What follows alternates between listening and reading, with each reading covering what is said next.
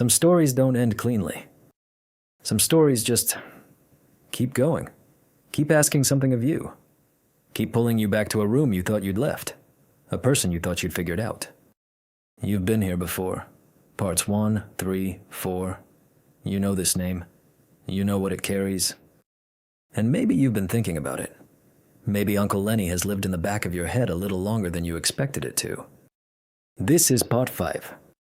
I don't want to say too much. I just want to say, the person telling this story needed a long time to get here, to this part, to being able to say it out loud at all.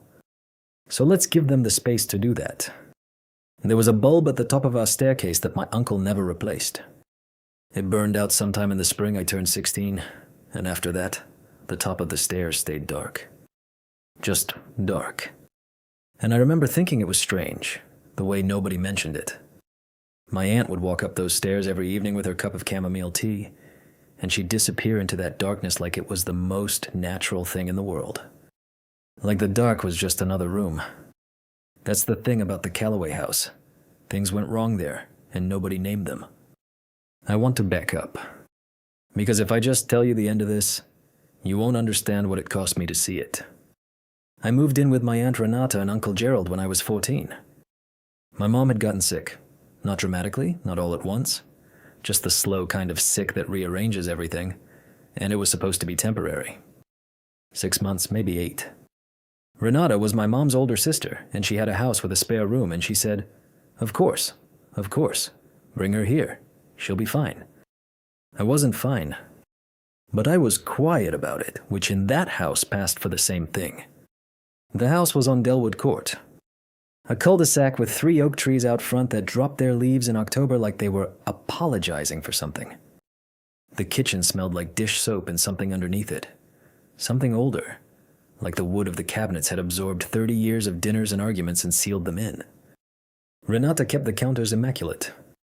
Wiped them down twice a day, sometimes 3 times, with a yellow cloth she rinsed and wrung out and draped over the faucet just so. The cloth had to be draped at a specific angle. I don't know how I knew the angle was specific. I just knew. The way you know things in a house without being told. Gerald had a chair. It was a recliner in the corner of the den, brown corduroy, and nobody sat in it but him. That wasn't a spoken rule. It was just understood. He'd come home from work around 6, and the sound of his key in the lock was like a stage direction. Renata would move to the kitchen.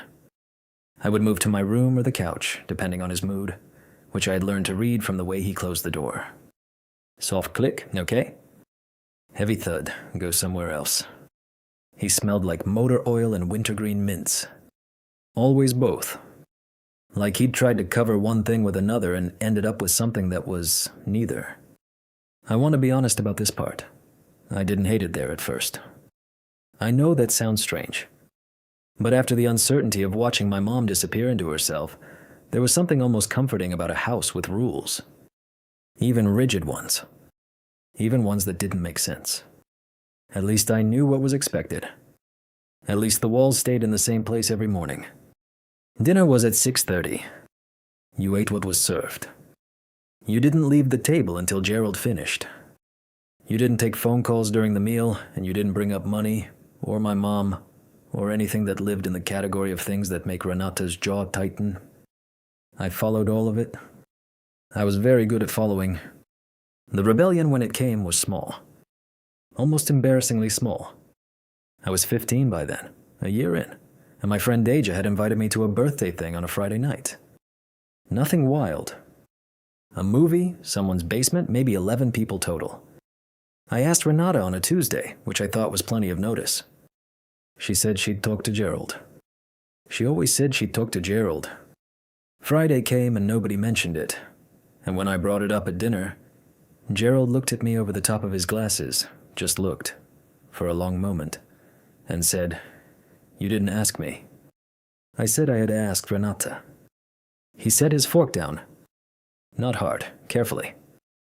That's not the same thing. I went to my room and I did not go to the party. But something shifted in me that night. Something small and hard, like a seed. After that, I started paying attention differently. Not looking for trouble? I want to be clear about that. I was still the quiet one. Still the one who closed the cupboard doors and draped the cloth over the faucet when Renata forgot. But I started noticing things I'd trained myself not to notice. The way Renata flinched sometimes when Gerald raised his voice in the next room, even if he was just watching football.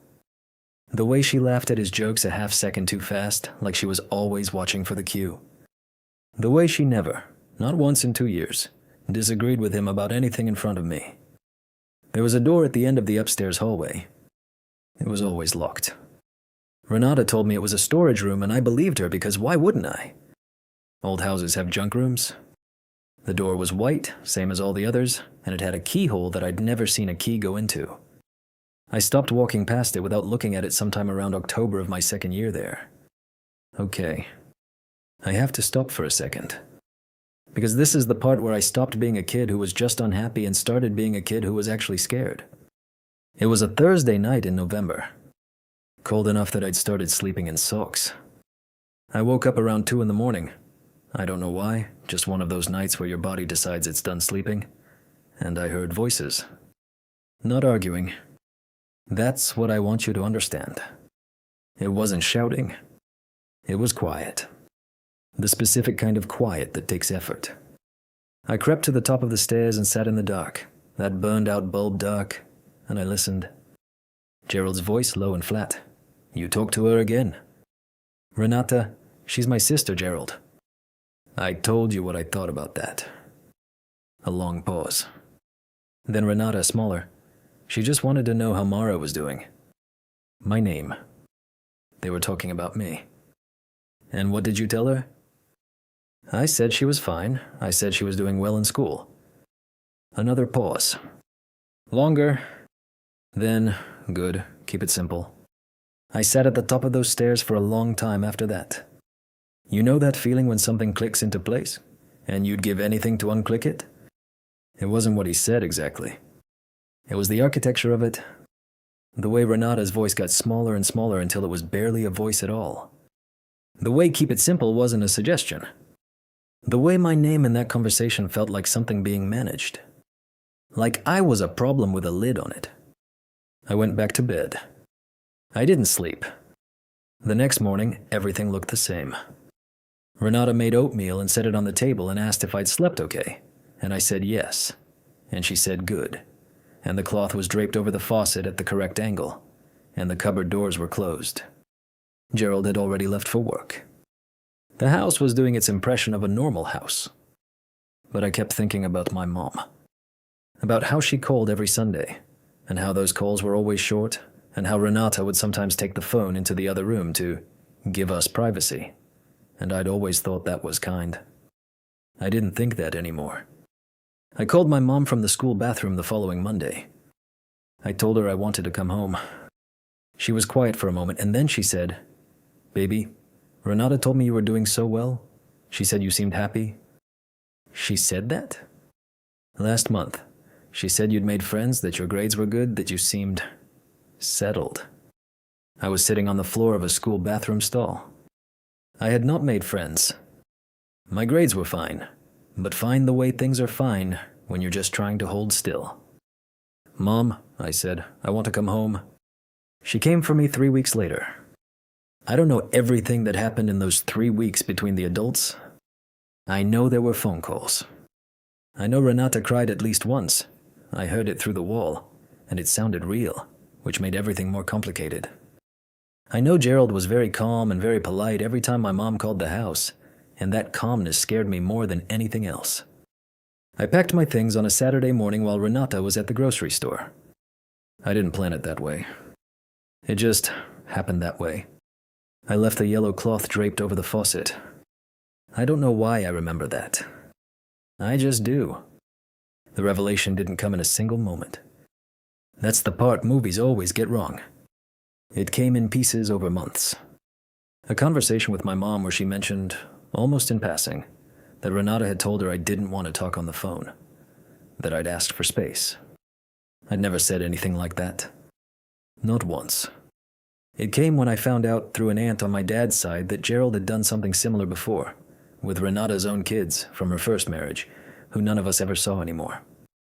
It came slowly, the way understanding usually does. Like eyes adjusting to a room that's been dark for a long time. I think about Renata a lot still, more than I think about Gerald. Because she wasn't only a victim, and she wasn't only complicit, and I've had to make room inside myself for both of those things to be true at the same time. She made oatmeal. She bought me the right brand of shampoo without being asked. She also made me smaller than I was, and let someone else make her smaller than she was, and called it love. That's the part I'm still learning to hold. I'm 23 now. My mom is doing better, the slow kind of better, the kind that's real. I drove past Elwood Court once, about a year ago. I don't know what I expected to feel. The oak trees were still there. Someone had put a flag out front. The upstairs window, my old room, had a light on. I wondered if the bulb at the top of the stairs was still burned out. I wondered if anyone had named it yet. Maybe they had. Maybe that's the most I can hope for. That somewhere in that house, someone finally said, "This is wrong, this is dark, someone should fix this." And then someone did. I don't call it healing, exactly. I don't know what to call it. I just know that I can walk up a dark staircase now without holding my breath. I know that I can hear a door close in another room and not immediately calculate the mood behind it. I know that I can drape a dishcloth over a faucet, just casually, just to let it dry, and it doesn't mean anything. It's just a cloth. It's just a faucet.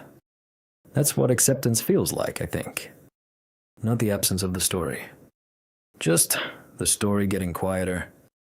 Just the ordinary world coming back into focus, one small thing at a time. The light above the stairs, I keep coming back to it. How nobody replaced it. How we all just learned to navigate the dark. I think we deserved better than that. I think we all did. I have to take a breath here, because what you just carried through with me, that was a lot to hold. And I want to sit with you in it for just a moment before we go anywhere at all. But here's the thing about a story like this one.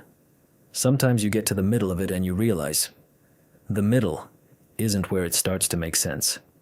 The beginning is. And I don't mean the beginning as a place to escape to. I mean it as the only honest way through. So I'm going to ask you to come back with me. Not far, just earlier. To a time when Lenny was someone you haven't fully met yet. Because there's something you need to feel first, before the rest of it lands the way it's supposed to. The chapel bell at Aldermore College rings at 7 in the morning like it's reminding you of something you already know. 7 hollow strikes. And then silence. And then the sound of a campus that has decided, long before you arrived, who belongs here. I learned that in the first week. The buildings at Aldermore are red brick, not the warm kind, the kind that looks like dried blood in October. The quad smells like cut grass and something faintly chemical, like the groundskeepers are trying to make nature behave. The students who walk through it in the morning walk like they know where they're going, like they've always known. I used to watch them from the window of my dorm room on the 3rd floor of Callaway Hall, with my coffee going cold in my hand, trying to figure out what they had that I didn't. It wasn't confidence exactly, it was permission. They had permission to take up space. I didn't eat in the main dining hall until the 3rd week. Not because I wasn't hungry, because the dining hall had a specific architecture to it. The round tables by the windows were for the kids who'd gone to the same prep schools, who already had shorthand with each other, whose laughter was a language I didn't speak. I ate at the long table near the emergency exit, the one nobody chose on purpose. You know that feeling when you have been holding something so long, you forget it has weight? That's where I was that October, carrying something I didn't have a name for yet. Or, I had a name for it. I'd had a name for it since I was 16, lying on my bedroom floor listening to music too loud, understanding something about myself that I knew, somehow, wasn't going to make my life easier. I just hadn't said it out loud, not here. Not in a place where the most popular student organization on campus hosted a weekly event called Foundations Forum and handed out little blue booklets about God's design for the human person. I'm not exaggerating. I have one of those booklets somewhere. I kept it, actually. I don't know why. Maybe so I could prove to myself later that it was real. My route to the library took me past the forum's bulletin board every Tuesday and Thursday. I learned a different way, left out of Callaway, through the gap between the science building and the gym, across the service road, added 4 minutes to my walk. Worth it. That was my life. 4-minute detours, cold coffee, the table by the emergency exit.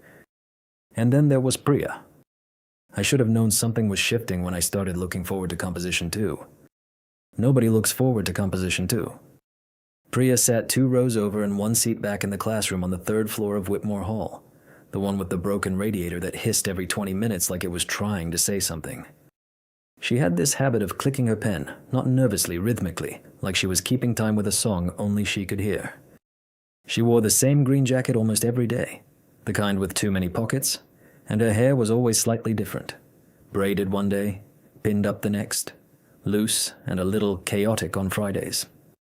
She was the first person at Aldermore who laughed at something I said. It was nothing. I made a comment under my breath about our professor's handout, something about how the margins were so wide it felt like the document itself was apologizing for existing. And Priya 2 rows over heard it, and she laughed. Not a polite laugh, a real one, the kind that surprises the person laughing. She looked at me after and she said, "That is exactly what it looks like. I'm going to think about that every time now." That was it. That was the whole thing. And I walked back to Callaway Hall that afternoon feeling like I'd been given something I didn't know how to hold without breaking it. We started sitting together. Not immediately. There were a few weeks of nodding, of small comments before class, of sharing a table in the library without making it a thing. But slowly, the way trust actually builds when you're paying attention. She was from a city 4 hours away. She was studying communications. She had a younger brother she called the smarter one, with the specific warmth of someone who meant it as a compliment. She didn't go to Foundations Forum either. She rolled her eyes once at the bulletin board, a small private eye roll just to herself, and I filed that away like evidence of something. I let myself want it, the friendship, the being known. That's the part I go back to. I let myself want it. I made a choice, even if it didn't feel like a choice at the time. I decided somewhere in the middle of November, sitting across from her at the long table in the back of the library with our respective papers spread out between us, that I was going to trust her. She asked me once. We were talking about home, about the particular relief of winter break. She asked me if I was excited to get back to my family. And I said something careful, the way I always did. Something like, "It's complicated?" And she looked at me, and she didn't push, but she said, "Yeah, I think I know what complicated means." And I believed her. I don't know exactly when I told her. I know it was a Thursday, because the radiator in Whitmore was hissing, and we were the last 2 people in the room after class. I know the light was doing that thing it does in November, coming in low and sideways through the windows, making everything look a little like a photograph of itself. I told her I was gay. I said it quietly. I said it the way you say something you've been practicing saying, carefully, like you're carrying a glass of water across a room with an uneven floor. I watched her face while I said it, and she nodded, and she said, "Thank you for telling me." And I exhaled for what felt like the first time in months. We didn't talk about it much after that. Once or twice, she asked a question here or there, careful questions, the kind that felt like she was trying to understand rather than catalog. I answered them. It felt okay. It felt like something I'd been afraid of that turned out to be survivable. The Whitmore Hall common room is on the 2nd floor. It has couches that are slightly too low to the ground and a coffee machine that charges $1.50 for something that tastes like hot water with ambitions. The week before Thanksgiving break, there was some kind of pre-holiday mixer, organized by the Residence Life Office, mandatory in the way that things are mandatory when they're technically optional, but your RA has been talking about them for 2 weeks. I almost didn't go. I was standing in the doorway of my room with my jacket half on, genuinely considering just turning around. Something felt off, one of those feelings that doesn't have a reason you can point to, just a low hum at the back of your neck. I went anyway. Priya was already there, on one of the 2 low couches with a group of people I recognized but didn't know. I recognized Marcus, who lived on my floor and was on the lacrosse team and had a loud, easy laugh that filled rooms. I recognized 2 girls from the Foundations Forum leadership, whose names I'd seen on flyers, Bethany and Claire. They had matching energy, bright, organized, certain. I got a cup of coffee.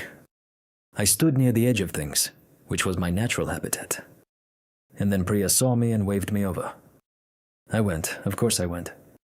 I sat on the arm of the couch because there wasn't room anywhere else, and someone asked how finals were looking, and the conversation was ordinary. Just ordinary. I started to relax. I don't know how it came up. I genuinely don't remember the exact sequence.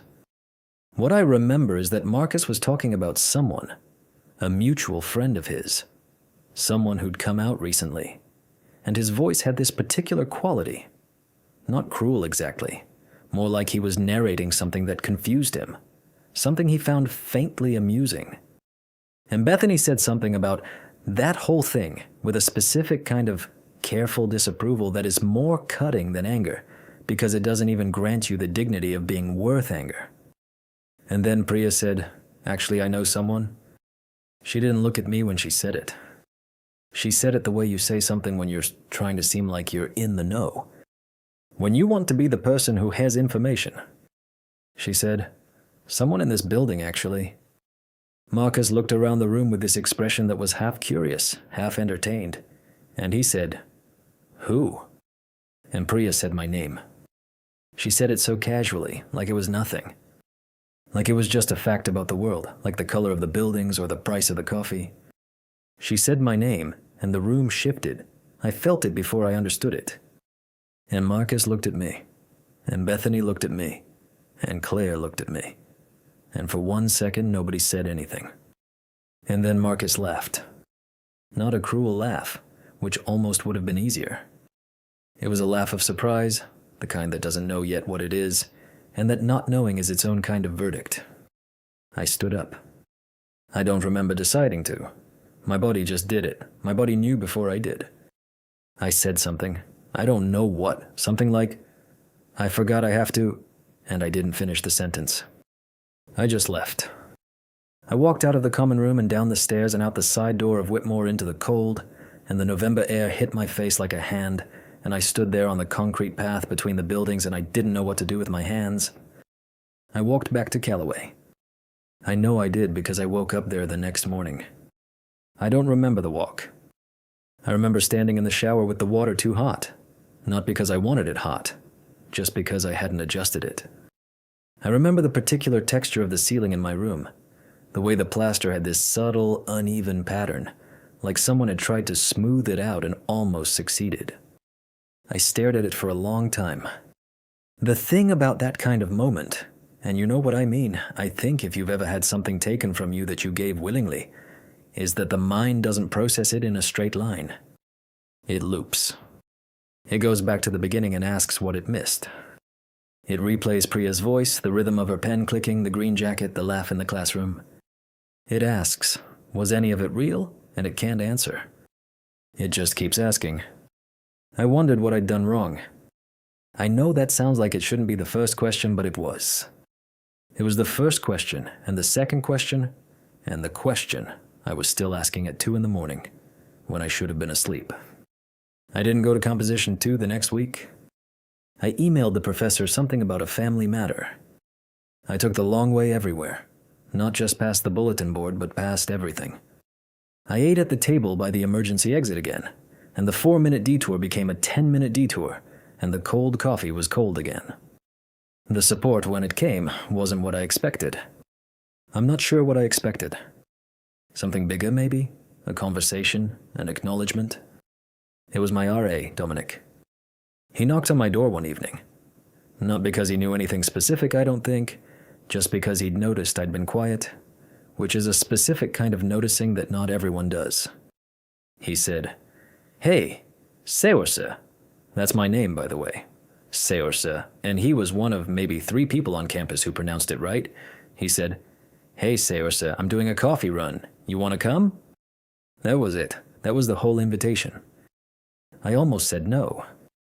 I had my hand on the door to close it, and I almost said no. I went. We walked to the place off campus that had the good coffee, and he didn't ask me anything about anything, and I didn't tell him anything about anything. And we walked back in the cold and talked about the worst movies we'd seen that year, and whether the dining hall's Italian night constituted a human rights violation. He said goodnight at the end of the hall and went into his room, and I stood outside my door for a second with the key in my hand. It wasn't fixed. Nothing was fixed. Priya and I never spoke again. Not really. Just the careful nods of people who know something happened and have agreed without speaking to not speak about it. The common room still exists. The forum's bulletin board still exists. The campus still has its architecture, its unspoken rules, its red brick the color of something I don't want to name. But Dominic had said my name right. In the dark of a November evening on the way to get coffee, he had said my name the way it's meant to be said, without even thinking about it. Like it was just my name. Like I was just a person. I think about that more than I probably should. You know, I've spent a lot of time trying to figure out what to do with the fact that the first person I trusted with the whole of myself used it like currency. Like something to spend in a room where she wanted to seem interesting. And I don't have a clean answer for that. I don't think I'm supposed to. What I have is this. The radiator in Whitmore Hall still hisses every 20 minutes. I know because I went back. Not for class, just to see if I could. I sat in that room alone and I listened to it. And it didn't sound like an ending anymore. It sounded like something still trying to say what it meant. There's a specific kind of quiet that settles in after you've heard something like that. Not peace. Just the absence of sound where sound used to be. But here's the thing. None of this started there. The version of this story you just heard. That's the part that already happened. The part where everything had already shifted, already cracked, already become something no one had a name for yet. You know how it lands. You've seen where it goes. What you haven't heard is the before. The version of Lenny who didn't know yet. The family that hadn't learned yet what it was going to have to hold. The ordinary Tuesday of it all. Before ordinary stopped meaning anything. That's where we're going. Back to when this was still just a family. Before anyone had reason to remember the details. The refrigerator made a sound every night at 11:47. I don't know why that specific time. I never looked it up. Never asked anyone about it. But I knew it the way you know things you've lived with long enough. A low mechanical hum that climbed for about 4 seconds and then settled back into silence. Like the house was taking a breath. Like something in the walls was checking in. I'd started timing my nights around it. If I heard the hum, I was still awake. If I missed it, I'd finally managed to sleep before midnight, which, for most of that year, felt like a small victory. The kind of victory you don't tell anyone about because there's no way to explain why it matters without sounding like something is wrong with you. And something was wrong with me. Just not the kind of thing you say out loud over dinner. The house was a rental. 3 bedrooms, a narrow hallway that always smelled faintly of the previous tenant's cleaning products. Something lemon, something sharp, and a kitchen with one cabinet door that never hung quite right. My husband Garrett had been meaning to fix it since the week we moved in. That was 14 months ago. The cabinet door still listed to the left, still caught on the frame when you tried to close it. It still required that specific 2-handed motion, push, lift slightly, push again, that I'd learned without being taught. I'd learned a lot of things in that house without being taught. Garrett worked early shifts, which meant he was asleep by 9 most nights. Our daughter, Maisie, she was 4, was down by 7:30 if we were lucky, 8 if she'd had a nap she wasn't supposed to take. The math of it meant that from roughly 8 o'clock onward, the house was mine. Just me in the lemon-sharp hallway and the refrigerator that breathed at 11:47. I want to be careful about how I describe that time because I don't want to make it sound like I was miserable. I wasn't, exactly. Garrett was a good person. Is a good person. He remembered to buy the specific brand of coffee I like even when we were tight on money. He'd learned Maisie's nighttime routine without being asked. The order of the books, the way she needed the closet light left on but the door pulled to exactly 45 degrees. He was present. He was trying. But you know that feeling when you're in a room full of people who love you, and you are still, somehow, completely alone? Not because anyone did anything wrong.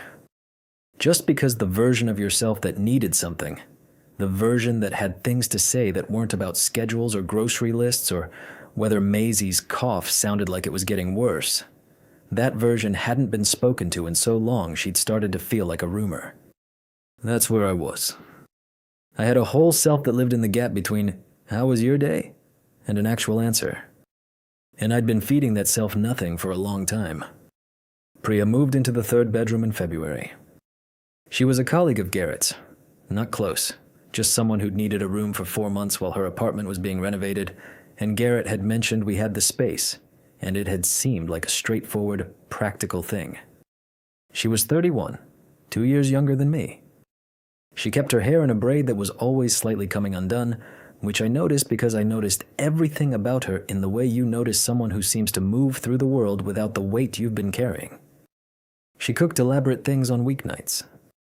Real things, not the 30-minute meals I'd bookmarked and never made. She'd stand at the stove with a glass of wine and music playing from her phone, and I'd come into the kitchen for something mundane, Maisie's water cup, the ibuprofen in the second drawer, and she'd say, "You want to taste this?" And I'd say, "Sure," and eat something off a wooden spoon and feel, for about 45 seconds, like a person who existed outside of a routine. It was the conversations that were the problem, not the content of them. Nothing was said that couldn't have been said in daylight. It was the timing. Garrett asleep. Maisie asleep. The refrigerator breathing. And Priya at the kitchen table past 10, finishing her wine, willing to just talk. About things that didn't matter. About things that did. About a book she'd read where the main character spends 300 pages trying to figure out if she's living her own life or the life someone else chose for her. Do you ever think about that? Whether you chose this or whether it just accumulated? I should have said something easy. I should have said, "Oh, it's late. I have an early morning." I should have done the two-handed motion on the cabinet door and gone to bed. Instead, I sat down and I said, "I think I chose it. I just don't think I knew what I was choosing." Yeah, that's the one, isn't it? That was the first night. I want to be honest about what happened because if I'm not honest about it, this whole thing is just a story about someone else. Nothing physical happened. I want to say that clearly. But I also know, in the way you know things you've lived with long enough, that nothing physical happened is not the same as nothing happened. What happened was that I started staying up for her. I started engineering the nights. Making sure my tasks ran long, finding reasons to be in the kitchen at 10, 10:30.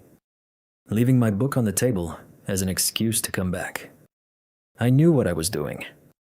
There was a voice, quiet, not loud, not dramatic, that said, "This is not what it looks like, but it is exactly what it looks like." And I heard that voice, and I kept going anyway. You know that moment when you're about to do something you already know you'll have to carry. And you do a kind of mental math, not the right kind, not the honest kind, where you convince yourself the carrying will be manageable, that you can hold this and nothing will show. I did that math wrong. There was a night in March. Maisie had been sick earlier in the week, that specific exhausted aftermath where the house still felt wrung out, and Priya and I were in the kitchen later than usual, past midnight. She'd made tea. She'd made tea for both of us without asking, which sounds small but felt enormous in a way I didn't examine. You seem like someone who's been taking care of everyone for a really long time. And I said, "I don't mind it." That's not what I asked. I cried. Right there at the kitchen table, which I hadn't done in front of another adult in I don't know how long. Not because she said something devastating. Because she said something accurate. And I'd been starving for accuracy the way you can be starving for something and not realize it until someone puts it in front of you. She didn't make a move. She didn't say anything romantic or cross any line you could point to. She just sat there and let me cry and refilled the tea, and that was it. But I drove home. I walked down the hall to my bedroom, and I lay down next to Garrett, who was asleep, who was breathing slowly, who had no idea, and I felt it then. The shame. Not a wave. Not a dramatic thing. Just a quiet, specific sensation in my chest, like something had been pulled too tight. Like the space between my ribs was suddenly smaller than it used to be. I lay there, and I thought about the way I'd engineered those nights, all those weeks of it, the small calculations, the deliberate lingering, and I understood that I had taken something that didn't belong to me.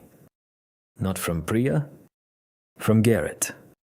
I had taken the version of myself that was supposed to be available to this life. This life I chose, that accumulated, that was both, and I had been quietly funneling it somewhere else. I got up and went to the kitchen. I stood at the sink in the dark. The refrigerator hummed. 11:47. I didn't move for a long time. Priya's renovation finished 3 weeks later. She moved out on a Saturday while Garrett was at the hardware store and Maisie was at her grandmother's, which meant I was the one who helped her carry boxes to the car. We hugged in the driveway. "This was good, you're good." And I said, "Thank you for the tea," which is not what I meant, but was the only thing I could say without the rest of it coming out with it. She drove away. I went back inside. I stood in the third bedroom, which was empty now except for the indent in the carpet where her bed had been. I closed the door. The thing I'm afraid of is not what you might think. I'm not afraid Garrett will find out. I'm not even sure there's anything to find out. That's the part that makes me want to laugh. That soft, broken kind of laugh that isn't really a laugh. Because by every measurable definition, nothing happened. And by every honest one, something did. What I'm afraid of is the pattern. Because I can see it now.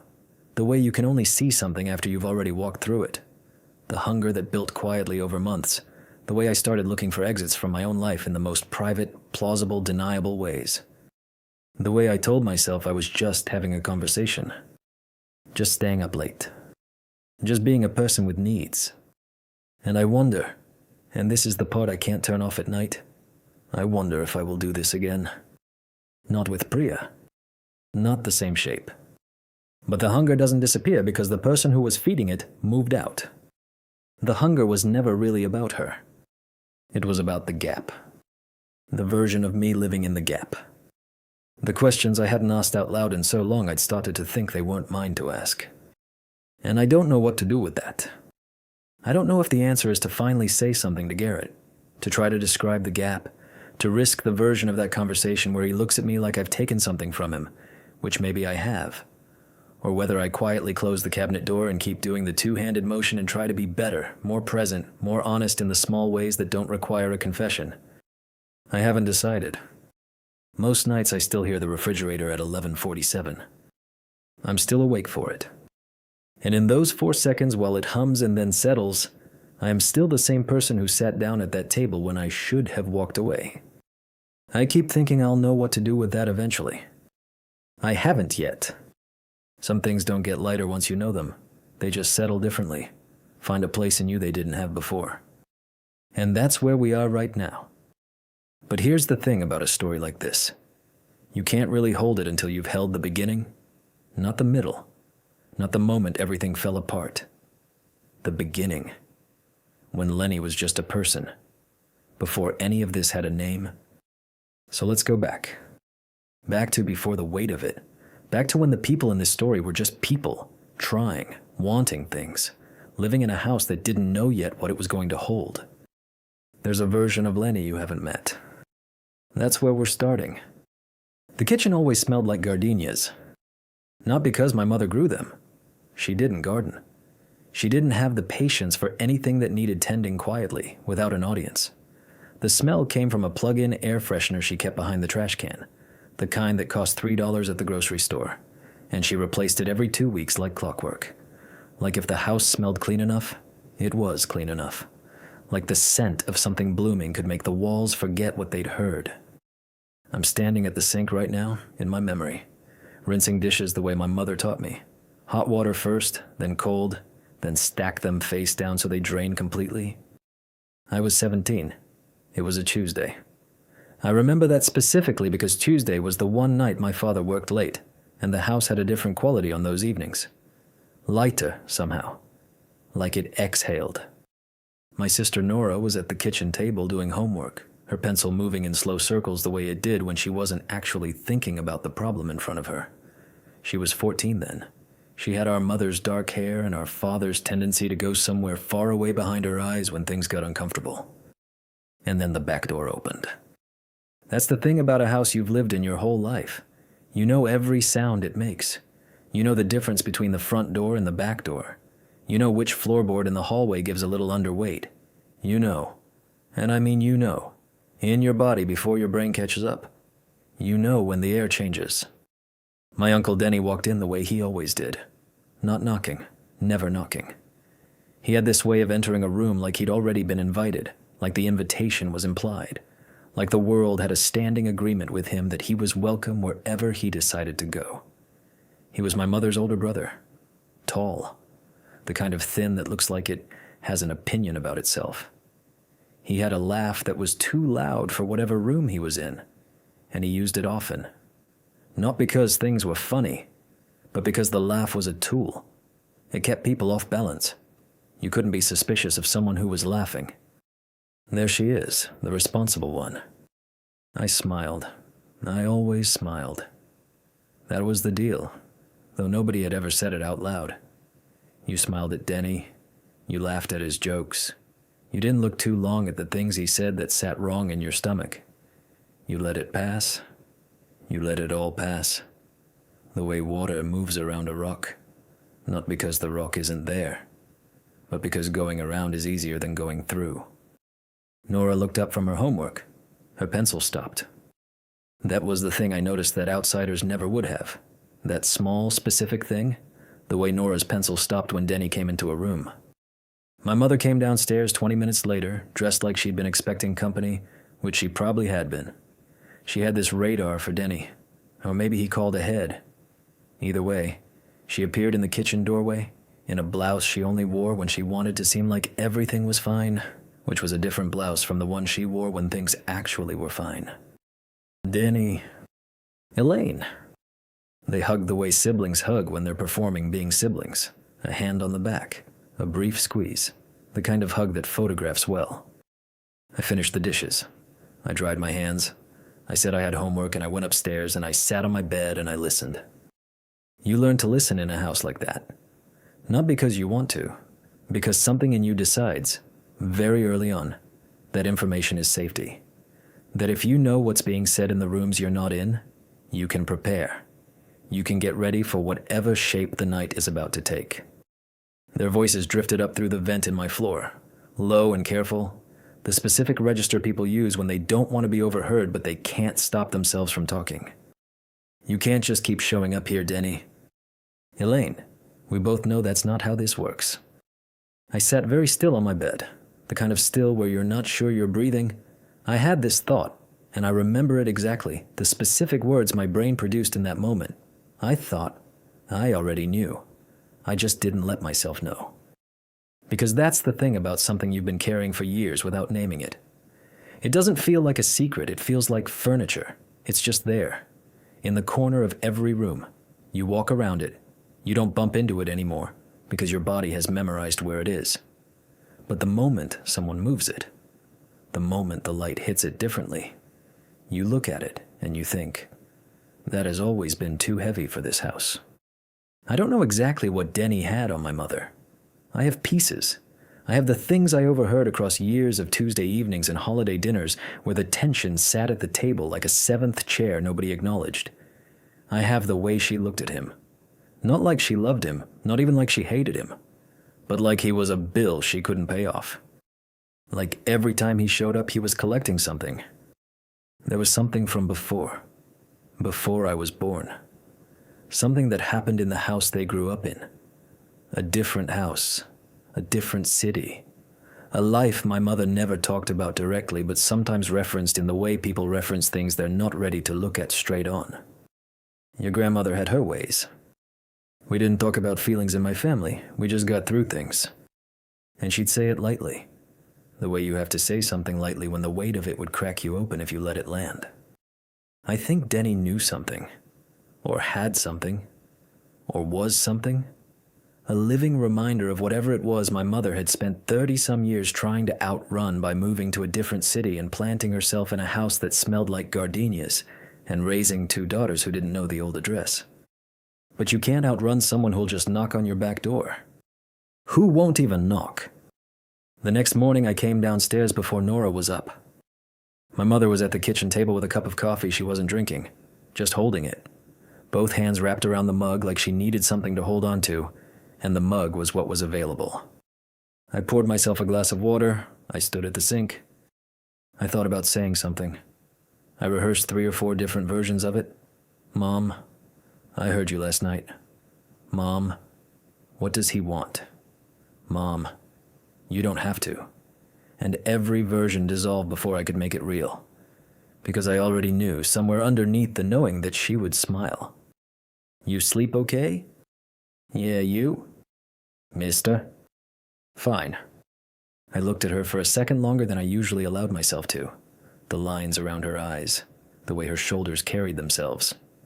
Not tense, exactly. More like braced.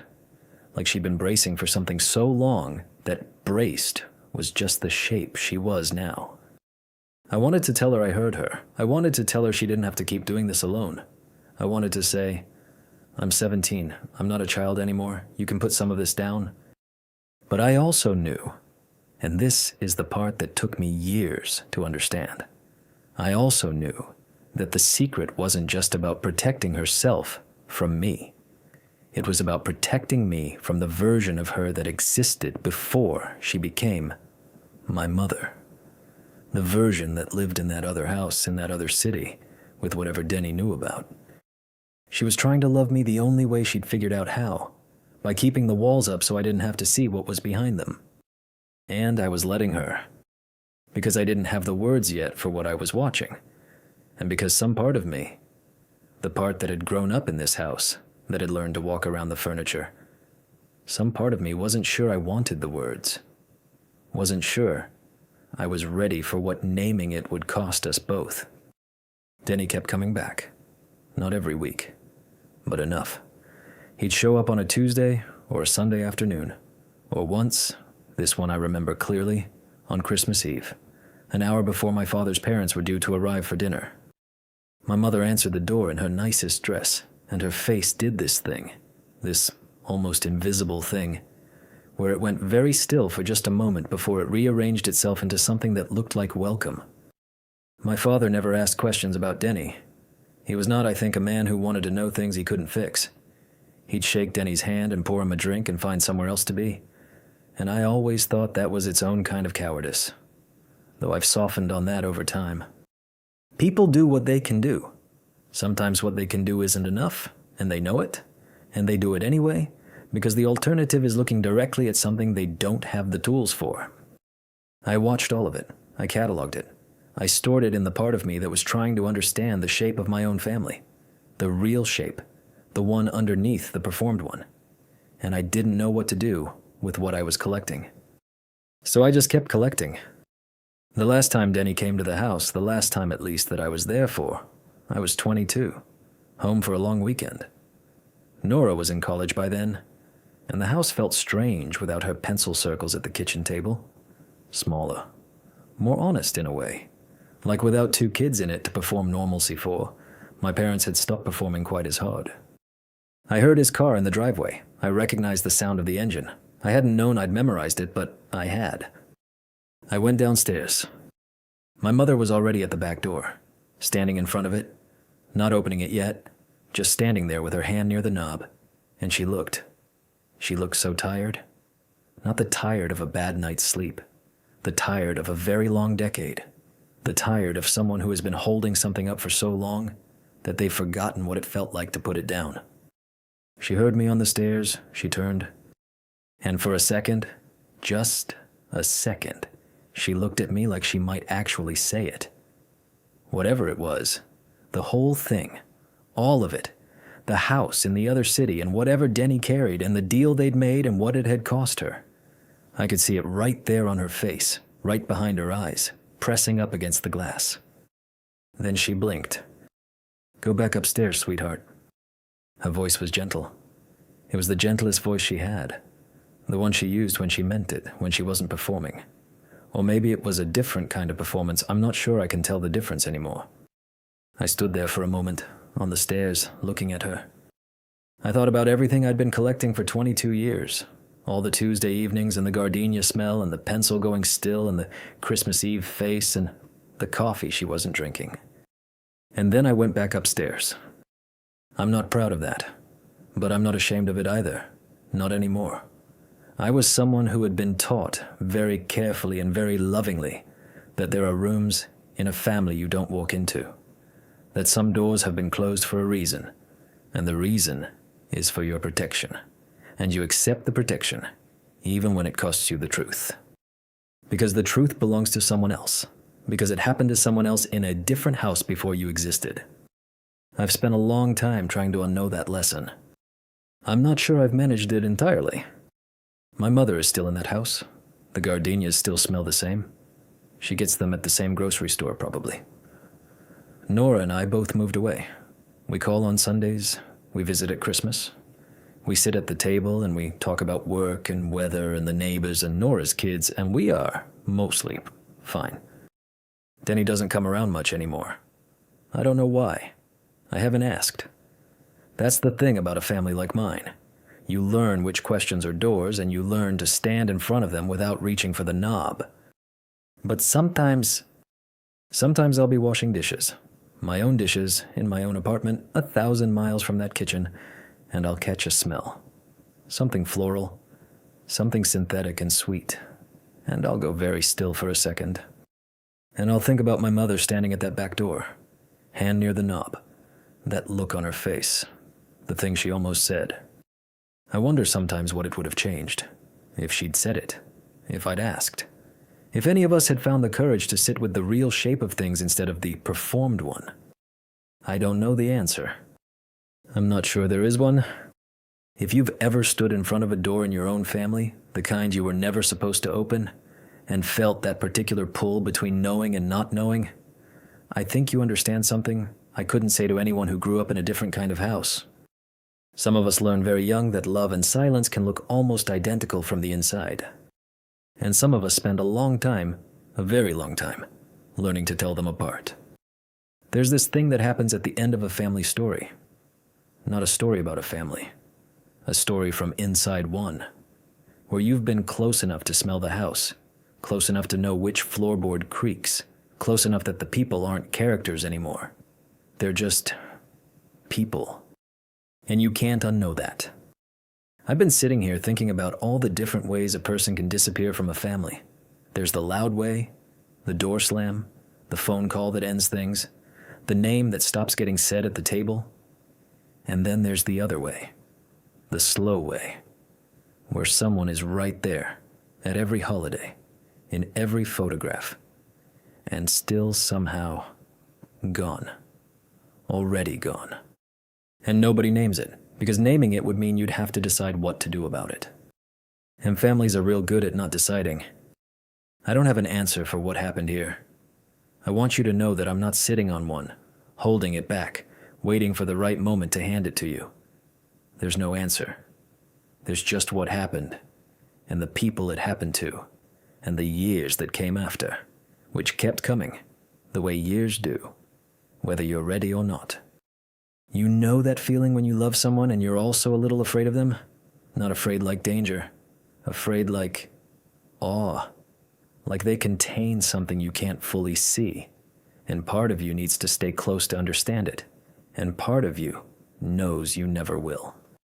And you can't tell anymore if what you feel is love or loyalty or just habit. The habit of them. The habit of needing them to be okay so that you can be okay. And then one day the habit breaks, and you don't know which part of you broke with it. That's the thing about people like Lenny. They take up a certain kind of space in a family. Not always a good space, not always a safe one, but real space, specific space, the kind that doesn't fill back in when they're gone. It just stays empty, shaped like them. And sometimes you find yourself standing at the edge of that shape, looking in, trying to figure out whether you're grieving the person or grieving the version of the person you needed them to be. I think about the people who listened to every part of this, all 5, who came back week after week for something that wasn't easy, that wasn't tidy. There's a reason you stayed. Maybe you have a Lenny. Maybe you've been a Lenny to someone, in some small way you don't like to think about too long. Maybe you just needed to sit inside someone else's impossible thing for a while so yours felt a little less impossible. All of that's okay, All of that's why this exists. The last thing I keep coming back to is something small. Not a revelation, not the part that explains everything. Just an image. Someone standing in a driveway, looking back at a house, the lights on inside, people moving around behind the glass, living, continuing, not watching them go. And that person standing there long enough that you know they're memorizing it. Not because it was good, not because they want to go back, just because it was theirs. And they're about to walk away from it. And they know that once you walk away from something, really walk away, you don't get to decide what it becomes in the memory. It just becomes whatever it becomes. Whatever your mind needs it to be at 2 in the morning when you can't sleep, and something old surfaces and you can't quite name it. That's where we leave it. Right there, in that driveway. In that not quite leaving, not quite staying. I hope you get some rest.